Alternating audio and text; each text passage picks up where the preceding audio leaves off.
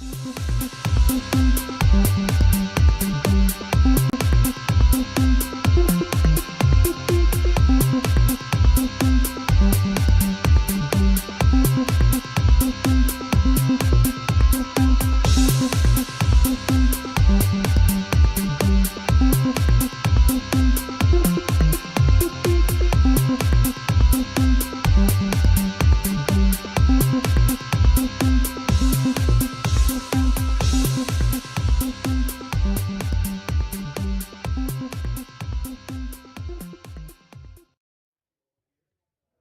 have the second in a series of events as part of Global Issues series on campus, which deals with global issues.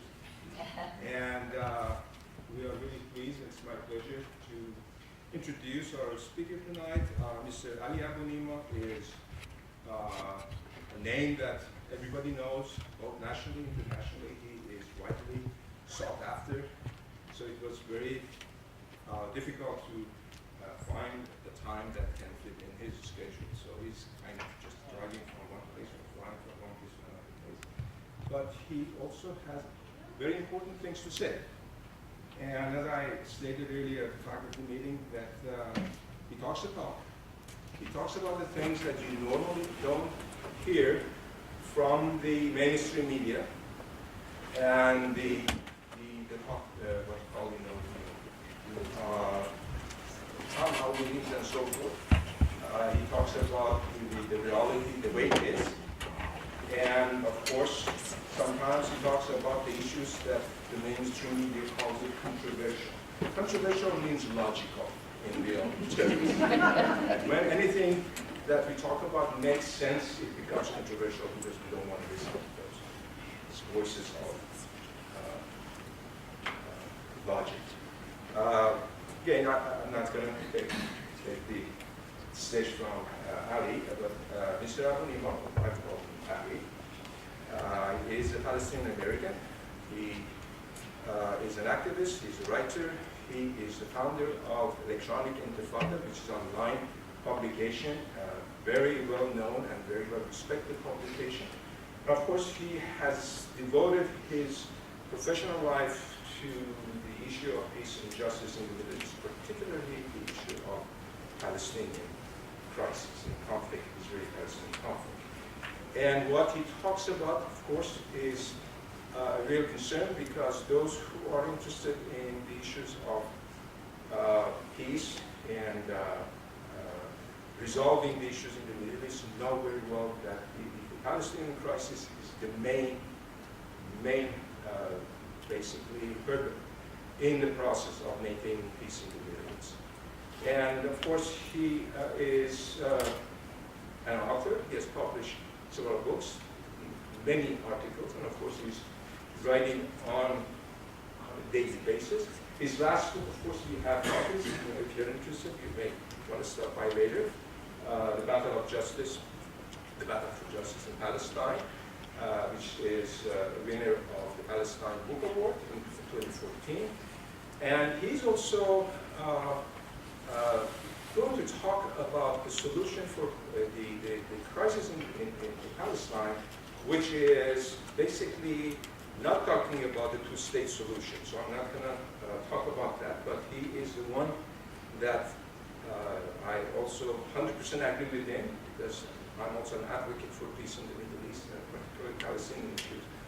And I know fully well that the two-state solution is no longer a viable solution. So he was the one who actually made it a mainstream discussion. Right? He's one of the main authors who started to make that argument, which is fascinating. But of course, it is controversial. So he's going to talk about that. And of course, he's also going to talk about the movement, what is known as BDS movement, boycott, divestment, and sanctions, that deals with the state of Israel and occupation issues and so forth. And so I'm sure you will enjoy his talk, and I think the way he presents the material is very interactive, and so feel free to ask questions, and without further ado, please welcome our guest.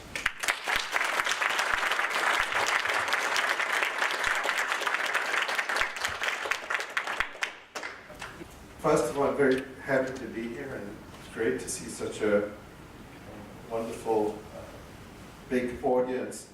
I thought I would start in reverse. I actually did this the other day at the University of Kansas, and it was an interesting result. Let's start with questions instead of, usually we do it the other way around. I'm not going to answer the questions now, but I just want you to give me your very quick questions. What questions have you come here with?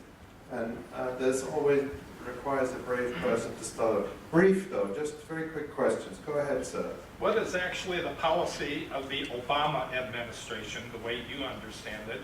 And is it realistic that in the remainder of his term in office, something may be accomplished on this issue? Okay, great question. Yes? Mohammed mentioned that the great stumbling block to peace in the Middle East is the Palestinian question. I wonder how the recent rise of ISIS and that conflict complicates or relates to that. All right. I'm having no difficulty here getting questions in the back row. Yes. Do you think if the USA would quit aiding Israel, would the apartheid regime end with Palestine? Okay. Were there any other hands up? Yeah. Yes. Why do you think Israel is targeting the little children and uprooting olive trees? Okay. Let's say one more over here.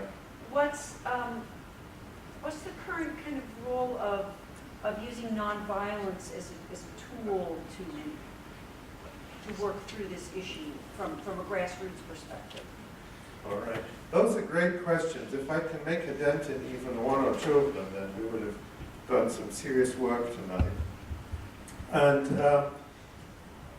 they're all really good questions, and they all really get to the heart of the matter. Of course, before we talk about Palestine, we also have to talk about what's happening in the rest of the region. Someone brought up ISIS.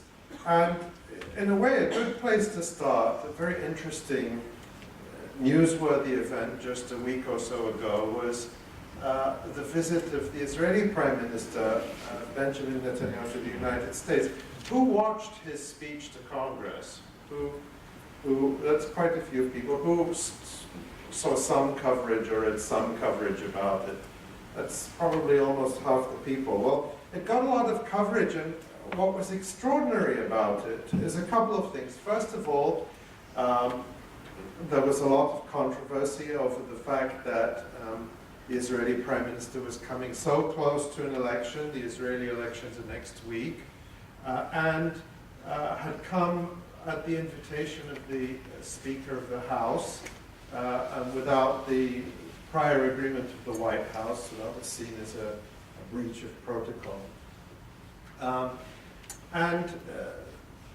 Never before in history has a member of Congress boycotted a speech by an Israeli Prime Minister, and on this occasion, something like 50 or 60 members of Congress boycotted Mr. Netanyahu's speech, which is unprecedented. Not only did they boycott it, but many of them went out on television and said quite negative things about him.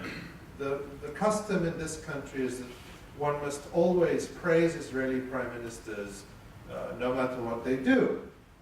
Whether you're a Republican or a Democrat, that's just what you do. So these were extraordinary scenes. Now, what lay behind this? Of course, a major disagreement on Iran. Now, this is very significant because the Israeli Prime Minister came to Washington. He gave a speech where he painted sort of a house of horrors image of Iran and of the broader region. He relied very much on fairly Islamophobic ideas, the idea that, Muslims are radicals and you can't make deals with them and they're crazy, and, the sort of tapping into ideas that are already out there because of the way events in the Middle East are covered and the role that media in this country play in feeding an idea that Muslims are uniquely horrible and the regions where they live are uniquely dangerous and terrible. And so he was sort of tapping into that idea. He also talked about ISIS, and he said that Iran and ISIS were competing to lead radical Islam. That basically Americans should be scared. And this is an idea, these are ideas that can find very fertile ground among many members of Congress, particularly from not the mainstream, but the radical Christian segments of the society, the kind of gun and Bible type radical Christianity, which has a very deep influence, a very deep and broad influence in this country culturally and politically. A kind of Christianity, I'm not a theologian, but I think that the Jesus who gave the Sermon on the Mount would feel a little bit uncomfortable with some of the things that are being preached in his name.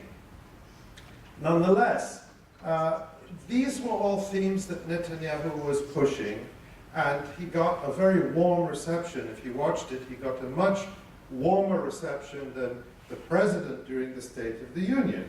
So that's one side of the equation. On the other side, you have the American political, military establishment, certainly the administration, national security types, and the top brass of the Pentagon, who've made a very different set of calculations. And they have decided that the United States needs a deal with Iran. They need a deal with Iran for a number of reasons. One is because the US wants to see Iran's nuclear energy program. There's no evidence at all that there's a nuclear weapons program. Its nuclear energy program brought under supervision. And there's every reason to believe there will be a deal. But I think very few people who know about these things would not see this deal, if it happens, as an opening to a broader set of US-Iran relationships. Iran is a major country with 80 million people. It's not going anywhere. It's a very diverse country. It's got a very young and dynamic population. Iran now and the United States find themselves basically on the same side in the war against ISIS. ISIS is a creation, or is something that is the direct result of the US invasion of Iraq. Without the US invasion of Iraq, there would be no ISIS. ISIS is the product of a number of things, including the collapse of the Iraqi state and vast amounts of funding from US allies, particularly Saudi Arabia. And it has created this toxic ideology that is not representative really of very many people, but has drawn to it some fanatical people who have set up shop in Syria and Iraq. And it was really, so really now you find Iran and the United States on the same side, tacitly cooperating in the war against ISIS. Now, I'm not going to hazard as to how successful that will be, simply because every solution the Americans come up with, the United States comes up with for a problem in the region creates more blowback and more problems down the road. But this is where we are right now. Israel finds itself in the position where it's very unhappy, because it feels, you know, the sort of the line from Israel and from pro-Israel lobby groups in this country is that Israel is a great strategic asset to the United States. And a very close ally, and that's the reason we should continue to fork out billions of dollars to Israel every year. What the dispute over Iran policy shows is that, in fact, when it comes to some very fundamental issues, the interests of the United States as seen by the US elites on the one hand, and of Israel on the other hand, diverge quite sharply. It's also important to note, many of us know, it's not very controversial to say that there is an Israel lobby. It's not very controversial to say that this lobby, which is made up of many organizations, is very influential and powerful. It's why members of Congress are so eager to praise Israel and so reluctant to ever criticize it. It's a lobby that exercises influence on a whole range of institutions through a range of means, in much the same way as other powerful lobby groups do in this country that might be less visible or less of a touchstone. But that's the way the system in this country works. But what this dispute with Israel over Iran shows is that, contrary to the beliefs of many people, this Israel lobby is not all-powerful, and it doesn't simply control the United States government, because if it did, it would be very easy for the Israel lobby to send its orders to President Obama and say, don't make this agreement with Iran. We don't want it. The fact that the Israeli Prime Minister is having to make public appeals, and there is a public dispute with the United States, shows that, in fact, the power of the Israel lobby is contingent on Israel towing the line on bigger US interests. And so this is a very significant moment where there have been divisions before between Israel and the United States, but what we seem to have here is the beginning of a broader divergence that will certainly have significance down the road. Where there has been no divergence whatsoever is on the question of the Palestinians. Now, for all the talk of Israel and the United States being at odds, the Obama administration has not challenged anything that Israel has done to the Palestinians. Last summer, for example, many of you will be aware that Israel dropped the equivalent. I calculated using, if there are some engineers and mathematicians in the room, they can go over my sums and estimates later. But Israel dropped the equivalent of an atomic bomb on Gaza over 51 days last summer. Most of those bombs came from the United States. The devastation, by the way, I'm just showing you some articles at the Electronic Intifada, as Professor Muhammad mentioned. This is a publication. We work with many journalists and many professional journalists and photographers. This is just some of the things we've published recently. This is a photo story by the French photojournalist Anne Pack, which shows some of the families shattered by the Israeli attack. This is one gentleman showing in a photo all the members of his family who were killed. These killings, 2,200 people in the space of 51 days, more than 500 of them children. There was a question of why Israel kills children. Well, if you ask Israel, they say, we don't do it deliberately. Well, that's a claim that can be tested. It's an empirical claim. Israel says this is all collateral damage and we're not doing it deliberately. But in fact, Israel targeted Palestinian civilians deliberately. More than 900 of the 2,200 people killed were killed in their own homes There's a very good and thorough Amnesty International report on this. Killed in their own homes, which were deliberately targeted. Apartment buildings, private homes, and they were targeted on the basis that any target that had any connection whatsoever to Hamas was a legitimate target. And it worked like this. If you're a judge in a municipal court in Gaza, Israel said, you're linked to the government is linked to Hamas, we can bomb your house.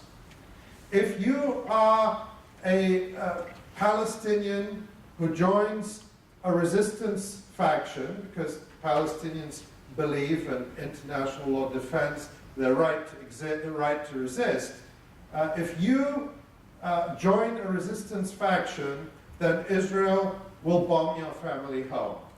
That would be the equivalent of an enemy of the United States saying that we can bomb the family home of any American soldier. If their family is in Iowa, we have the right to go and bomb their home. Of course, any group that did that, we would say these are terrorists, these are barbarians. If you want to fight American soldiers in the battlefield. Don't bomb their defenseless families in Iowa City or in Chicago or anywhere else. Israel's policy was to bomb the family homes of Palestinians who took up arms in resistance. And the numbers are very telling. The numbers are very telling because the vast majority of Palestinians killed in this violence in the summer were civilians, whereas the vast majority of Israelis killed, it was a far smaller number of Israelis, about 70. The vast majority of them were soldiers killed on the battlefield. So it's very clear from the tactics that Palestinian resistance groups were targeting the Israeli military as much as they could. I can say more about that later, but the point I'm making is that it's even misleading to call this a war because it's so lopsided. And of course, there's limited time to go into the background here, but I've been to Gaza. I write about my visit to Gaza in my book.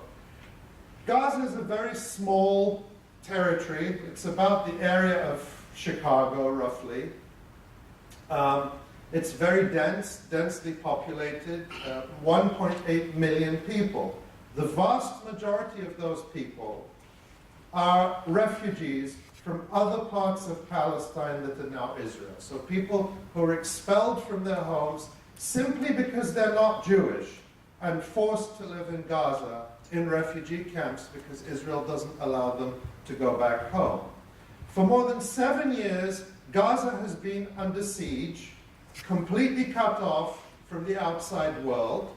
Its economy has been completely destroyed, and more than 2/3 of the people have been made dependent on aid, humanitarian aid from the UN. In the year 2000, the number of people dependent on aid in Gaza was around 60,000.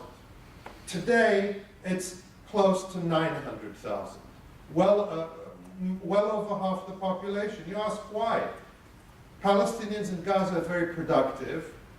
Their agriculture, even though it's very small land, they're very productive. They used to export hundreds of thousands of tons of produce from Gaza every year. They would manufacture things that would be exported to the West Bank, to Jordan, even to Israel. Well, when Israel shut the borders, the economy shut down. So they started digging tunnels. And I went in those tunnels in May 2013. Very impressive. But the tunnels were there so people could survive. And I call those freedom tunnels. Israel calls them, smuggling tunnels. I call them freedom tunnels because anybody else who was subjected to what people in Gaza are subjected to would dig. They would dig. And of course, we visited tunnels where we saw cement and building supplies and fuel, all the basics of life that were choked coming in by Israel, coming in through these tunnels. But in 2013, just a few weeks after I was there, in fact, had nothing to do with me, there was a military coup in Egypt, and the new military regime in Egypt, which is closely aligned with Israel and the United States, cracked down on the tunnels. And that made the situation in Gaza significantly worse. At the same time, the ceasefire that had prevailed between Israel and Gaza since November 2012 had started to break down, primarily because Israel had violated it. I can put up later, I have some graphs showing the ceasefire violations that are documented by the UN. And the thing is, the reality is, here's a good rule of thumb. When you hear something in mainstream media about what's happening with Gaza, Palestine, or Israel, assume the reverse is true, because it usually is. So the standard line that has been taught is that Hamas is bombarding Israel with rockets. The reality is that Hamas was abiding by a ceasefire that Israel had agreed to in November 2012, and Israel started violating the ceasefire, and then Palestinians began responding. The reason I give you all this background is because if you know the facts, then very sensible policies immediately become clear to you. Number one is don't besiege 1.8 million people. I haven't even talked about what's happening to Palestinians elsewhere, just talking about Gaza. Don't shoot fishermen for going out to fish. Just 2 days ago, the Israeli Navy, you didn't hear about this in the news, killed another Gaza fisherman just going out to make a livelihood. That fisherman has family, has a community. Everyone knows that he was killed. Everyone knows that he was killed for no reason. Yet another person. And they will remember it. So, don't kill fishermen. Don't shoot farmers. One of the sources of information that we rely on here, this is a feature that we put together with, it's called The Month in Pictures. We put together from photographers all over Palestine. We rely on the United Nations monitoring group, the Office for the Coordination of Humanitarian Affairs. They publish very detailed statistics, which are linked here somewhere, but this is something you didn't hear in the news. Israeli forces fired on Palestinians in Gaza every day during the month of February. But I guarantee you, if Palestinians fire back, you'll hear about it. And you'll hear that Palestinians broke the ceasefire and attacked Israel. So when you know the facts, clear policies, if the Obama administration was guided by logic, would be pressure Israel to end the siege, something the United States could do. Let people live and breathe. Let Palestinian students from Gaza come to the United States instead of allowing Israel to ban them. There have been many cases of students admitted to universities in the US. Sometimes they have full funding and Israel doesn't let them out of Gaza. Let Palestinians in Gaza export the goods they produce. Let them import the things they need to grow crops. Those are very basic things. Accountability. At the height of this bombardment, which Amnesty International documented, included massive war crimes. The Obama administration could have refused to transfer to Israel mortar shells and grenades that Israel was using in indiscriminate bombardment of Palestinian neighborhoods. I talk about that in this article. Again, the news media talks about the Israeli high-tech, the drones and the smart bombs and the laser-guided bombs, That's all hooey. Most of what Israel drops on Gaza is mortar grenades, artillery, 120 millimeter mortar shells, and 155 millimeter howitzer shells. These are ancient technologies, and they're very inaccurate. Now, if you're in a battlefield, a World War II battlefield, which is when these technologies were invented and used, then accuracy of 50 meters is considered highly accurate. But if you're firing high explosive artillery shells into densely packed neighborhoods, an accuracy radius of 100 meters means that whole families can be wiped out, and that's precisely what happened. So the Obama administration had an opportunity during the war to refuse an Israeli request to open US stockpiles of weapons that are stored in Israel. They could have said, no, we don't think this is the time. But instead, the Obama administration said yes, and many more people died. After this war, all of these reports have come out. Now, back in December, the Palestinian Authority put forward a resolution in the UN Security Council that was very tepid. It was very, very weak. I criticized it up and down. That restated US policy on a two-state solution. It was a very weak resolution. I actually opposed it because I said it's so weak, it undermines existing resolutions that are far stronger about protecting Palestinian human rights. So I opposed it for a set of different reasons from why Israel would have opposed it. The Obama administration vetoed it. And the next day, the Palestinian Authority leader, Mahmoud Abbas, made good a threat he'd been making and signed the International Criminal Court Treaty that potentially, there's still a lot of hoops and hurdles to go through, but potentially could see the International Criminal Court going after Israeli military officers and political leaders who ordered some of these atrocities in Gaza. And also go after Israeli leaders for building settlements on Palestinian land, which is another, under international law, another war crime. The US response was to say that this was a threat to Israel and that the Palestinians were damaging the atmosphere. These were the official statements of the Obama administration, damaging the atmosphere with the very people with whom they're supposed to make peace. Now think about that.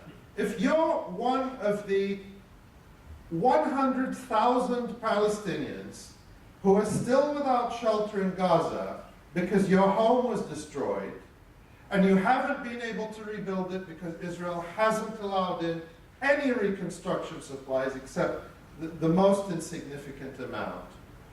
And a US official comes and tells you that, all of this that Israel did is just fine. But if you try to get any accountability through the UN,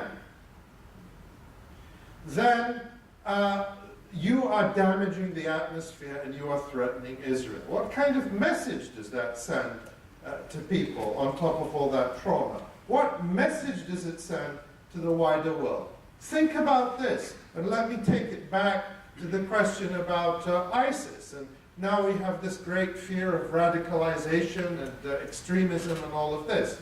Well, every election, almost every democratic election that has been held in the region has been overturned. And overturned for a specific reason. In 2006, the Palestinians held an election at the insistence of the United States, and Hamas won. And Hamas won not on a platform of let's destroy Israel, but they won on a platform of what they call change and reform, fighting corruption, providing services. And let's face it, because Palestinians support, as French did during World War II, and Belgians and Dutch, resistance to military occupation. In the rest of the world, it's not considered criminal to resist a military occupation. I mean, this country, there are people preparing for the redcoats to come back. And they think that, you know, that's legitimate, that you have a gun. The Second Amendment is so that you can take up arms against the federal government. Now, if I were to stand here with my name and my background and tell you to take up arms against the federal government, there'd be a very different reaction. Believe me, nobody would be calling me a patriot. But these people, you know, preach that that's a natural right. So for Palestinians, it's not considered a very strange thing that you can support resistance against someone who is occupying you militarily and occupying your land and your community. So Hamas won. And the US response was to, an Israeli response, and European response, it was really an international effort, was to basically undermine and subvert the elected Palestinian Authority, to allow Israel and support Israel in placing Gaza under siege in an attempt to destroy this government and bring it to failure, and in the process cause great harm to ordinary people. And this is an old story. It goes back to 1953 in Iran. If people elect a government the US doesn't like, you throw it out. But sadly, this has continued after 2011, when we saw the Arab uprisings, which caused great hope in the region, great hope for many people. We saw the Tunisian dictator overthrown, we saw Mubarak in Egypt overthrown, and we saw a number of elections which the Muslim Brotherhood won in Egypt. The Muslim Brotherhood is a conservative Islamist party which has very long ties to the United States going back to the Cold War. These were not people who were going to bring about some kind of radical change. They're people who indicated that they were fine carrying on with things mostly as they were. They weren't going to challenge really Egypt's overall position in the region. But they were subjected to a very, and I'm not, I don't stand here as a fan. The Egyptian president, Mohammed Morsi, was, I remember being in Egypt, again, when I went to Gaza in May, and listening to him give a speech and thinking, this guy's not, the smartest person out there in terms of his politics and his policies. But he was the legitimately elected leader of Egypt. And he had a right to rule, and he had a right to fail. But there was a concerted campaign by the business elite and the ruling elite in Egypt to effectively make Egypt ungovernable and to set the stage for a military coup, which has been followed by an absolutely brutal crackdown, which nobody talks about now. There's a very detailed report by Human Rights Watch that came out in the summer on the massacre that took place in July, August 2013 after the coup, particularly at Rab al-Adawiya Square, which said that this massacre was worse than Tiananmen Square. We all still talk about Tiananmen Square in 1989. No one's talking about what happened in Cairo just a few months ago. Now, amnesia is also another American tradition, so we can forget about all of these things, but people there don't forget. So what's the message? What's the message to people there, to young people there? You tell them democracy is the greatest thing, and you should have democracy. And they say, okay. They go to elections, they win the elections, and then you overthrow them. You imprison them. You massacre them. Who's going to believe you the second time? Who's going to say, oh yeah, let's have another election. That'll be a really good idea. So when you think about radicalization and what draws people to groups like ISIS or others. Think about what has actually happened and what people have seen and what the message that we send to them is from these kinds of policies. Now let me come back to Palestine. In a sense, I feel that we can't really unpack Palestine without having the broader context. Now, the argument I make in this book is, I hope, a very hopeful argument. And it's one that is not just hopeful, but thoroughly grounded in reality. You know, it's very easy to dismiss any kind of positive scenario as being pie in the sky. But for all of the dramatic changes in the region and all of the turmoil and the violence and the horror that people are experiencing in Syria, in Iraq, in many other places, the fundamental elements, the structure of what's happening in Palestine are really fairly static.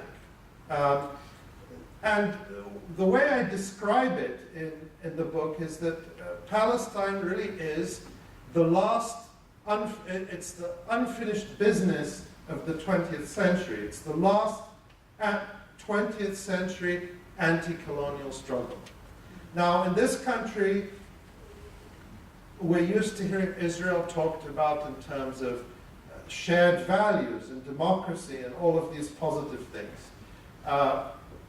For Palestinians, Israel and Zionism are a European colonial movement that came to Palestine in the 19th century with the express intent of displacing the indigenous people and creating a European colonial state. Now, this state happens to call itself a Jewish state, but other than that, its features are very similar to other European settler colonial states. And Israel, in a sense, belongs in a set with the United States, with Canada, with Australia, with New Zealand. These are all states that were founded on the forced displacement, ethnic cleansing, and in many cases genocide of indigenous people. Now also, all of these states have, to some extent, a greater or lesser extent, recognized this history. The United States, probably among the least in terms of recognizing and redressing and restituting its debt to indigenous people. In Canada, it seems to be a more live and high-profile issue. New Zealand has gone a little bit further. Australia doesn't seem to be doing very much at all. These are real difficult but necessary struggles. Israel is still in the process of colonization. Israel is still in the cowboys and Indians stage of driving the Indians off their land. That's what's happening in the West Bank. When you have settlers coming from Brooklyn and from California and violently displacing Palestinians and saying, you know, God gave us this land. You know, you can cut and slice religion any way you want to, but I'm pretty sure that God is not the real estate agent of folks from Brooklyn and from Los Angeles and from Montreal and London. But this is happening because the world is allowing it to happen. We've seen just in the West Bank 15 years of aggressive Israeli settlement, aggressive Israeli forced displacement of Palestinians, and not once has Israel been held to account. You can think of dozens of countries where, I mean, Russia, we're talking about, in the news they're talking about, it's been a year since the annexation of Crimea by Russia. Now, whatever you think about that, it took weeks for the Europeans and the Americans to impose a whole range of crippling sanctions on Russia's economy. This will not stand, and you cannot change borders by force, and etc., the sovereignty and territorial integrity of Ukraine. And we had all of these great sermons about international law.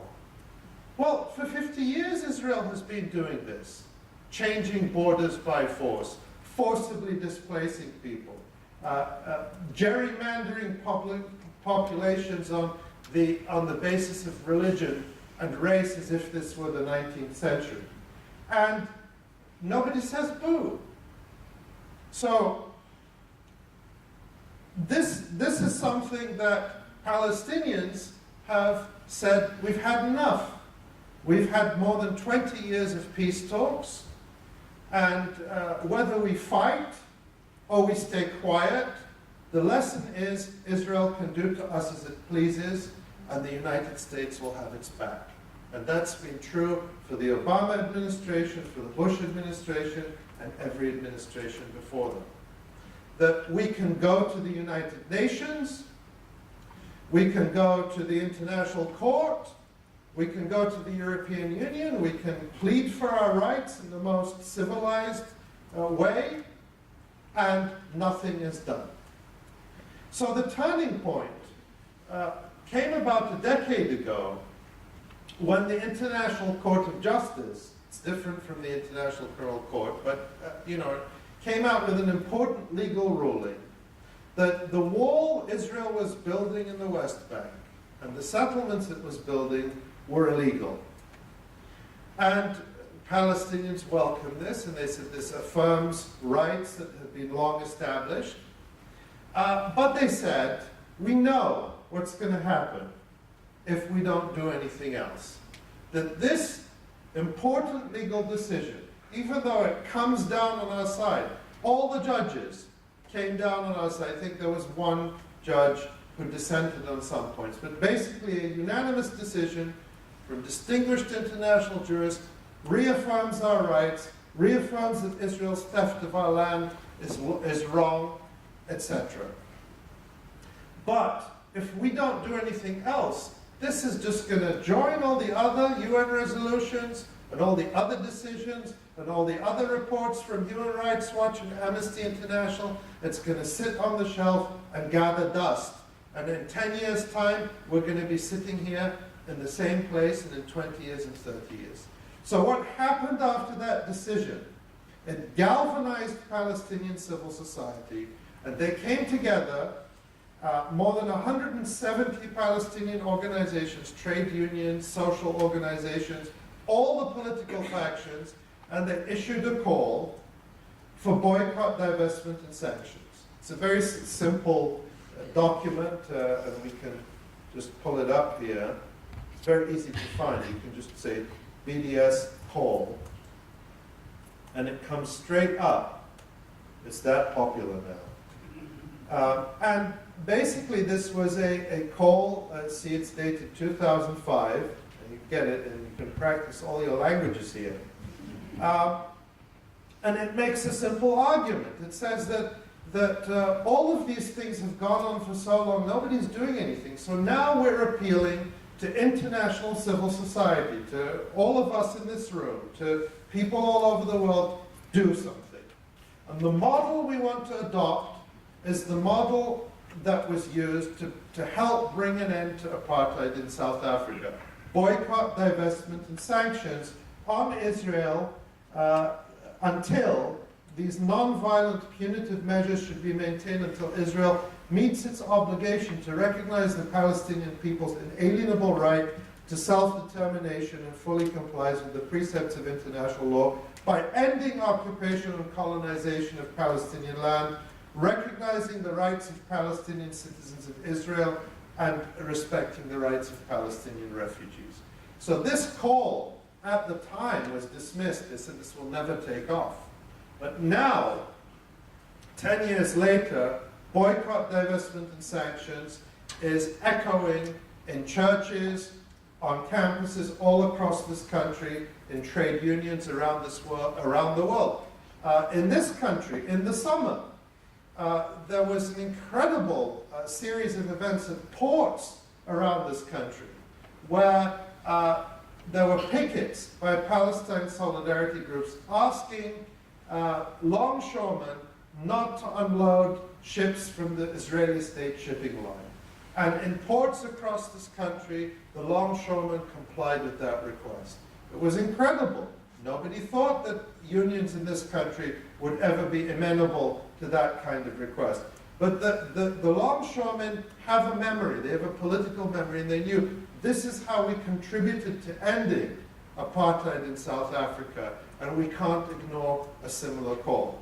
In this country now there are divestment efforts in universities, just like with apartheid in South Africa. They start from students. Just like with apartheid in South Africa, they are resisted every step of the way by administrators and trustees. There was no university in this country that rushed to divest from South Africa. Not one. They resisted every step of the way, and they made every argument. They said, oh, you know, keep the endowment, keep the pension funds out of politics. Or if we start divesting on this issue, then, you know, we're going to have to divest from everything. But look what's happening now in this country. There is a strong divestment movement on fossil fuels, which is gaining acceptance and establishing the principle that universities as major social institutions have a responsibility to act ethically in this society, that they can't teach values in the classroom and behave like corporate criminals in the rest of the world. And we see a massive counterattack by Israel and by its by organizations that support Israel in this country and around the world, trying to shut this movement down. And that's a major topic of this book. The Israeli backlash, the attempt to shut this movement down by smearing it, by sabotaging it, by claiming that it's anti-Semitic, and so on and so forth. That's something we can get into. But the good news story is that there is a way for people to get involved. It's not the question of waiting for Congress or waiting for Obama. They're not going to act without pressure. And the pressure has to come in terms, I think, of, in this country, in this day, of boycott, divestment, and sanctions. And the churches have been particularly receptive to this because of the call from Palestinian Christians, the Kairos Palestine document. And that's something that, again, we can just show here. This was a call that came from Palestinian churches in 2009, calling on American churches to do more than wring their hands and say, oh, wouldn't it be nice to have peace, but to actually say, what can we do, how can we intervene and get involved in order to bring about peace. And the key point was that churches themselves should get involved in divestment. And a major milestone this summer was when the Presbyterian Church USA voted to divest from companies that are doing business with or profiting from the Israeli occupation. And that, again, was a step that was fiercely resisted by the Israel lobby. They defeated it in 2012, but it came back in 2014 and won. All the group that was arguing for divestment had a fraction of the resources of the pro-Israel groups, but they won the argument. So I'll end by saying I have, because I want to make sure we have enough time for a good discussion, that it's very easy to be very negative about the present is pretty awful in Palestine, in the region around it. But I don't believe that it's inevitable that things get worse or that it's impossible that things get better. I do feel that fundamentally, the first sentence of my book is one that I've been taken to task for in many places. The Palestinians are winning. That's the first sentence. And that may seem like crazy talk, but I stand by it because I believe that the case for justice is never case for justice is one that serves everyone. It's not that Palestinians will win and Israelis will lose. Israelis will lose some things that they deserve to lose. They deserve to lose, like white South Africans did, an unjust monopoly on power. But they will gain the possibility of living in a decolonized land as citizens, not as settlers, not as masters. And that, to me, is the promise of a decolonized future, one in which Palestinians and Israelis can live in the same land, outside, beyond this master this master-subject relationship that exists today. I will just throw that out there now, and I'll end there and open this up to discussion. Thank you.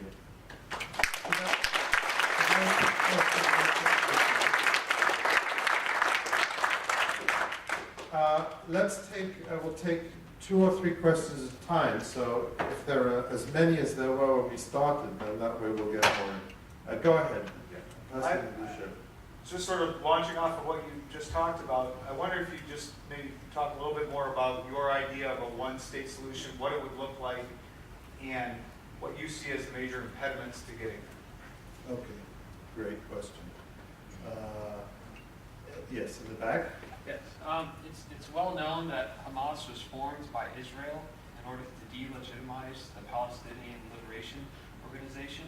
How do we diverge away from that mantle that Hamas may have and with the American people, and how do we move it forward to make it seem a lot better than what it was back then? Okay. Yeah. Former U.S. President Jimmy Carter is very outspoken on the Palestinian-Israeli issue. And he even uses phrases like apartheid to describe what's going on there. Are you aware of what his whole frame of thinking is on this issue? Yes, thank you. Those are 3 great questions. Let's start with those. What would a one-state solution look like, and what would be the major impediments? Well, I don't know exactly what a one-state solution would look like. In this book, I discuss existing models that are applicable from Northern Ireland and from South Africa. And I discuss them critically because nobody would argue that South Africa is a utopia, but also nobody would argue that apartheid should have remained.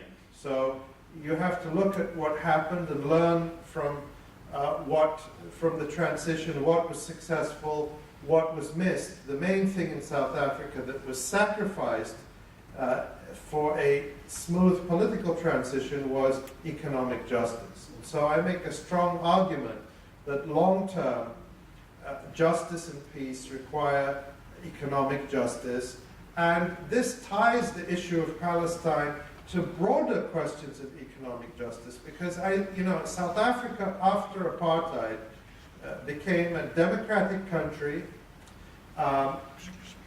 but with a neoliberal economy with great amounts of injustice. But guess what? South Africa is not unique. The reason South Africa is like that is, yes, because of the legacy of apartheid that has not been meaningfully undone for too many people, but because South Africa emerged into an international system where the movement of capital is considered more important than anything else. And so this is the same phenomenon that we see in this country of growing inequality, of the super rich getting richer, and the middle class disappearing, and wages stagnating. For most people in this country, there has been no real growth in income.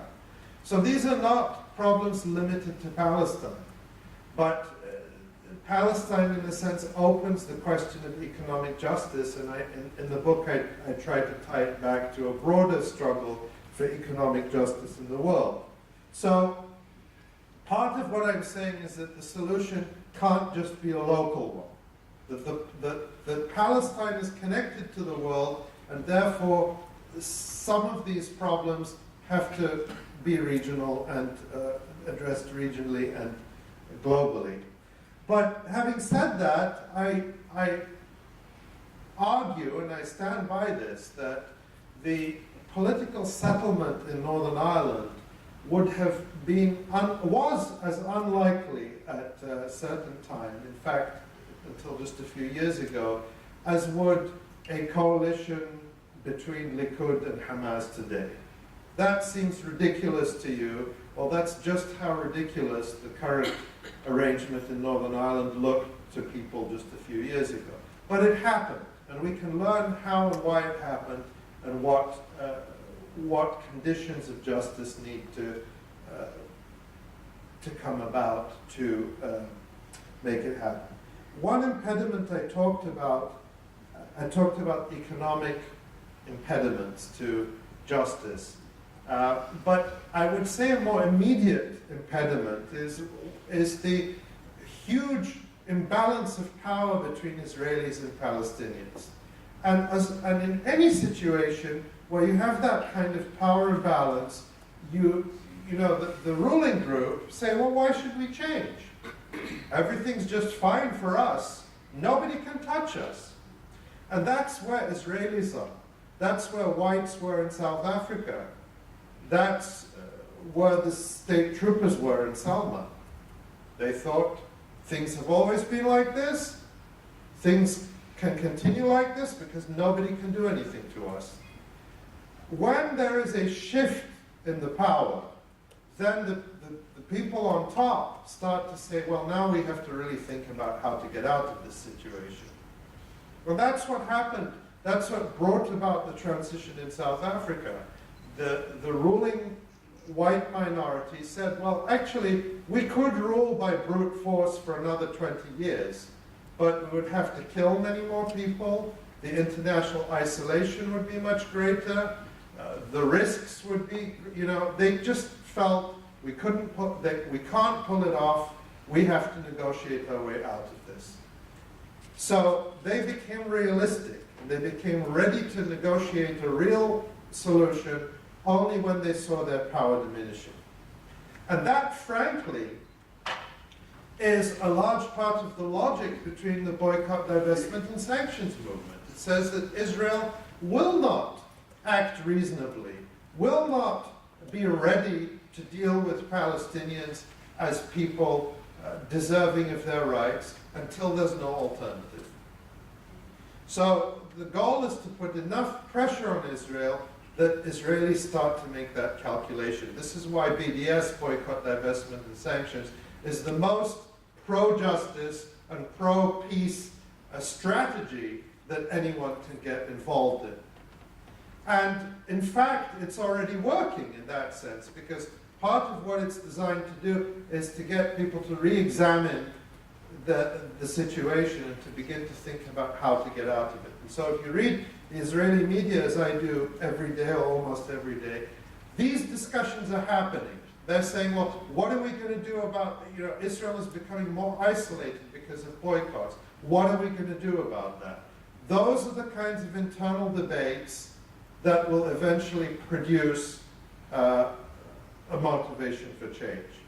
So the power imbalance that exists today makes this kind of solution impossible today. But the direction of travel is the right one. It's to begin to erode that power imbalance.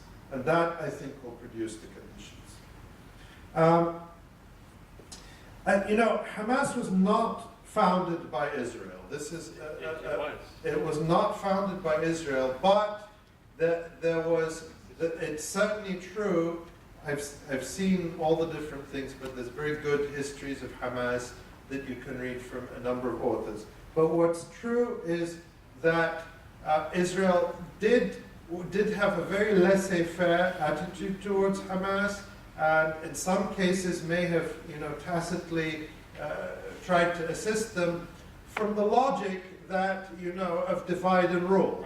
That at that time they saw the PLO as the major threat. And Israel's policy, this was an American policy too, a very important book by my good friend, Professor Joseph Mashad of Columbia University, called Islam in Liberalism, traces the history from the 1950s. This is very relevant to us today, with ISIS and all of that, of the US actively promoting Islamic fundamentalism as a counter-strategy to communism. And this was something they did consistently throughout the region. And it was, so this was the logic at the time, the end of the 70s, early 80s, around the time Hamas was formed, that Islam was seen as anti-communist. And this is based on, you know, all kinds of rotten analysis, but the idea was the way you counter communism was you support the Muslim Brotherhood, Hamas and other groups. So it was part of that policy. But Hamas is not controlled by Israel, and I'm not saying or suggesting that. But, you know, Hamas again is, I trace some of this in the book as well, that from the mid-2000s, I mean, they became most notorious in the early 2000s, late 90s, early 2000s, for suicide bombings which targeted Israeli civilians. And nobody could defend that. Nobody should defend that. And they realized that this was a terrible strategy, not least because, you know, it created such a backlash against Palestinians globally that they abandoned it. And they moved towards a political strategy which they modeled on other groups around the world, but particularly you have writings from senior Hamas figures basically saying, we want to do what the IRA did. The IRA went from armed struggle into politics. We think that's a good path for us, and we think that the Northern Ireland process is a good model for us. And so they took very concrete steps in that direction, including, of course, entering the elections in 2006, elections that the US demanded, and winning. And then after the election, and I quote all this history in the book, they came out and they said that we accept the 1967 lines, we don't officially recognize Israel, but we can have a long-term truce with Israel that is effectively a two-state solution. All of these abandonments of earlier positions and shifts towards the sort of Palestinian nationalist mainstream. And all of those overtures the door was slammed in their face. I make the argument in the book that, you know, the IRA had to do much less than that for President Clinton to invite Jerry Adams to the United States. In fact, the IRA had not even declared a ceasefire. And George Mitchell, who was the mediator in Ireland, former Senator George Mitchell, and later the US peace envoy in the Middle East, actually argued to President Clinton. He said, give Jerry Adams a visa because that will encourage the IRA to adopt a ceasefire. So the IRA had to do much less in order to be brought into a political process. And when Hamas tried to do the same thing, the doors were slammed in their face. There was the US attempt to subvert the Palestinian Authority government, the siege of Gaza, and declaring them anathema, and saying that Hamas must surrender before we'll deal with them. Now, ironically, that's exactly the argument Benjamin Netanyahu made about Iran in the US Congress that the president has rejected. Netanyahu said, keep sanctions on Iran until they abandon this and abandon that and completely changes it completely. And the mainstream commentary was Netanyahu saying Iran must surrender its foreign policy, must surrender everything as a condition for lifting sanctions, and that's not realistic because nobody does that. Well, the same logic applies to Hamas.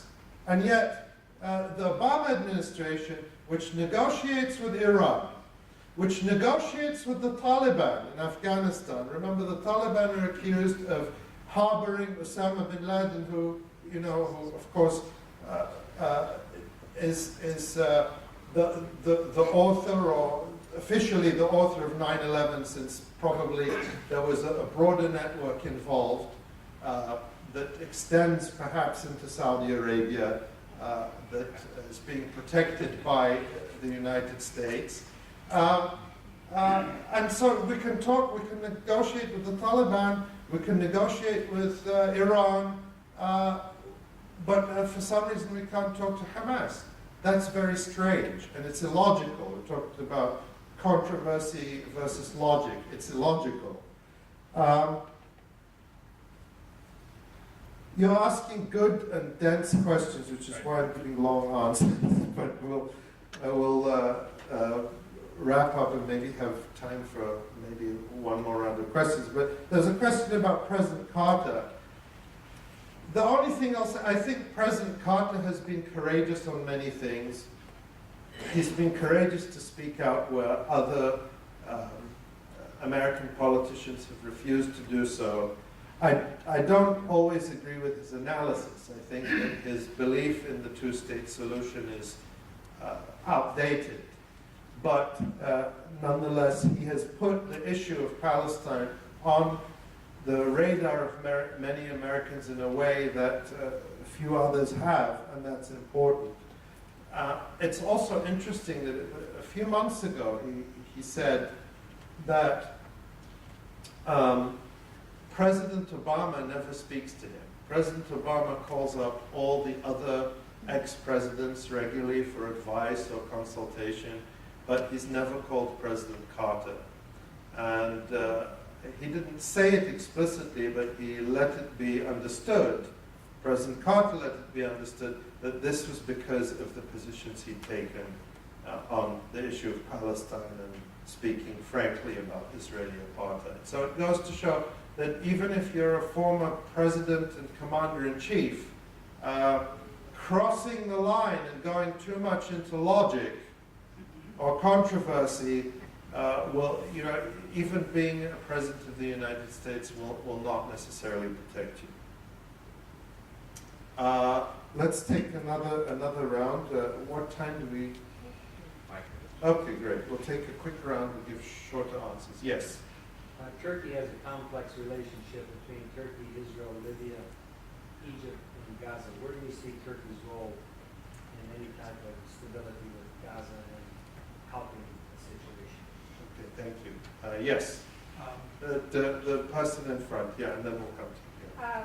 Could you speak a little bit about resistance within Israel of Jewish Israelis and any hope that could contribute to this outcome that All right. we're looking forward to? Thank you. Yes.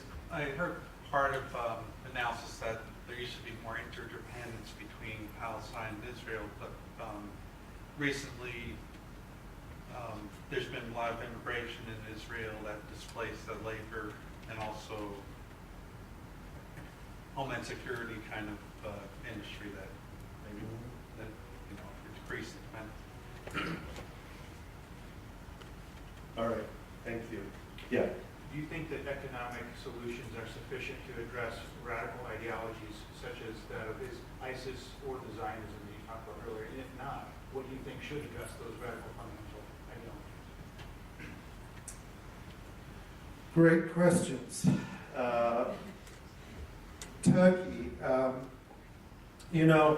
a great book I just read, I'm going to just recommend it. That will be almost in lieu of my answer because you asked a very rich question, is the rise of Islamic State, or is it the rise of ISIS? It's either the rise of Islamic State or the rise of ISIS by Patrick Coburn. A very good book that just came out a few weeks ago. It talks about how ISIS came to be. And the important thing is it wasn't a thing that just happened. A lot of effort had to be expended to create ISIS, a lot of money. A lot of countries had to collude to attract and transport fanatical people who'd been fighting in Afghanistan or Libya and bring them to Syria and Iraq. A lot of things had to happen locally in Iraq with the collapse of the Iraqi state after the invasion. In other words, ISIS is a recipe that had many ingredients and many chefs, and there's nothing sort of natural or inevitable about it. And Turkey certainly played a role in that, although it has now ostensibly closed its borders to some of these fighters going through its territory. But it's certainly clear that Turkish intelligence played a role, and this is what reporters and sources who I consider trustworthy and informed have said, is that Turkey, along with other US allies like Saudi Arabia and Qatar, were channeling large amounts of weapons and money to groups in Syria that were of the ISIS variety. And a few months ago, President Obama had talked about sending weapons to moderate rebels in Syria. Well, you don't hear about that anymore because it's a myth. These moderate rebels are a myth. I'm not saying that there aren't people in Syria who didn't legitimately rise up against the government and were not, shot down brutally. That happened. But in terms of these organized groups fighting, they have been dominated or taken over completely by these extreme groups since very early on. The question that should be asked is whether the countries that had supported them have really changed their policies and reversed that support now. It's not clear to me that they have, although they certainly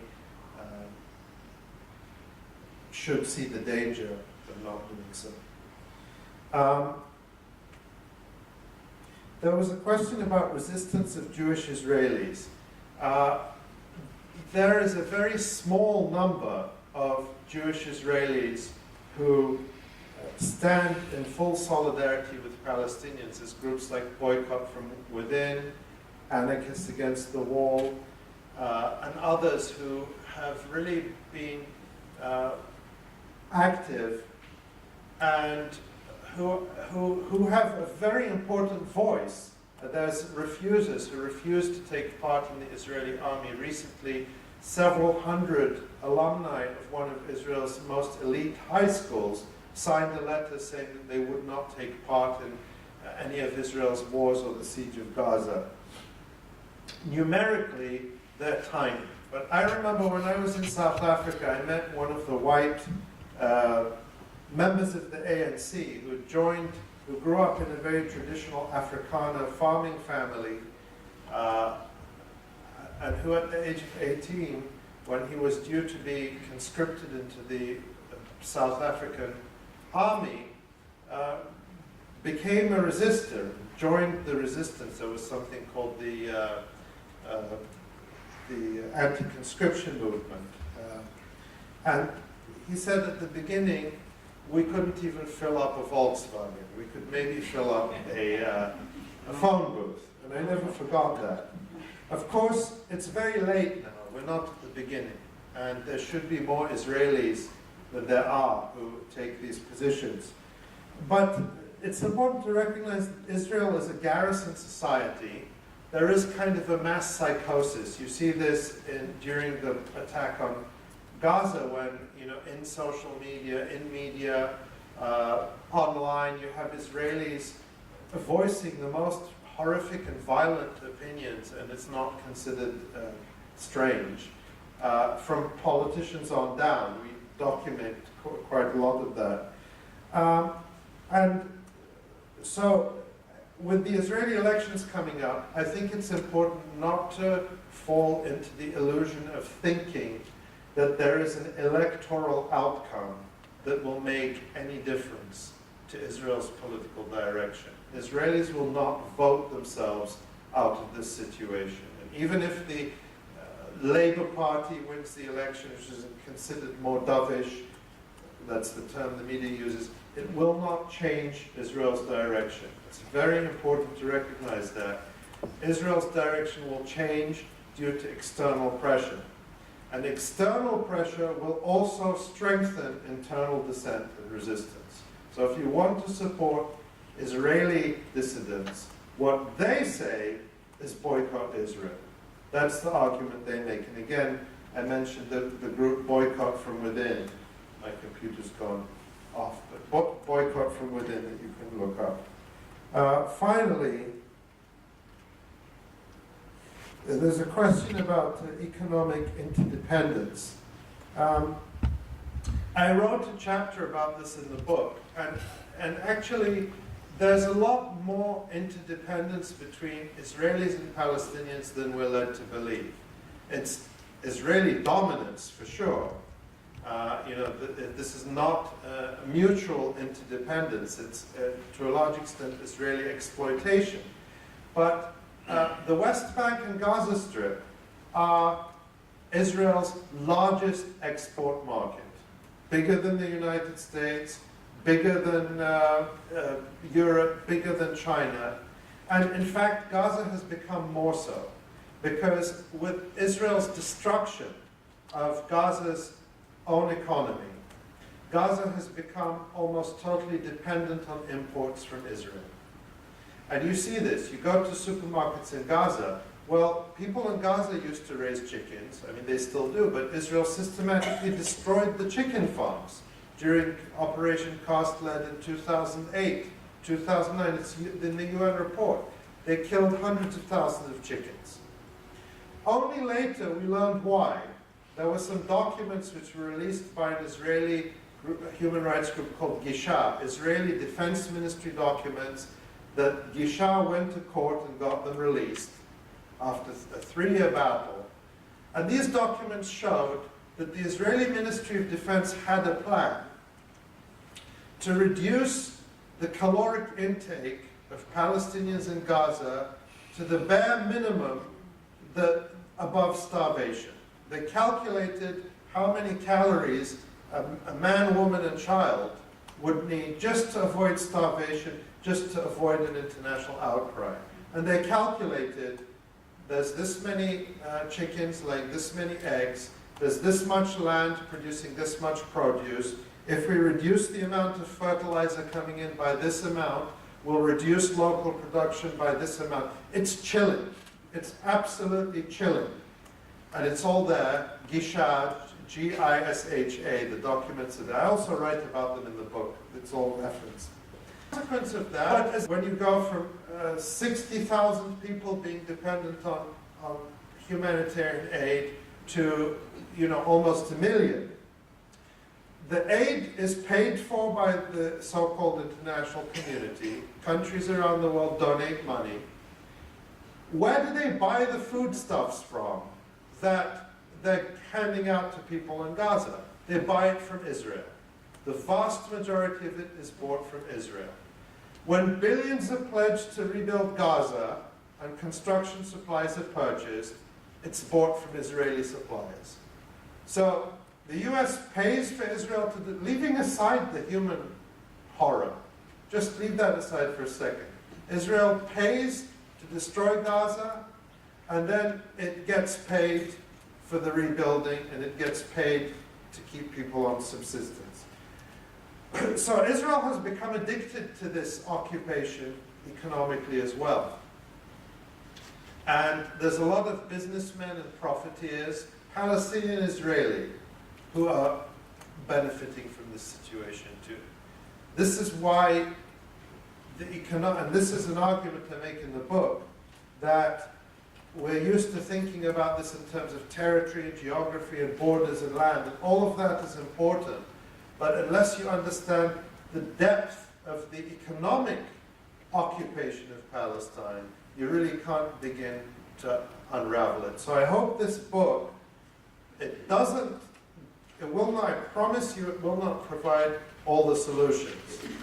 But I hope it provides enough of a diagnosis that people can start to understand where those solutions are and what they're going to look like. Thank you very much for your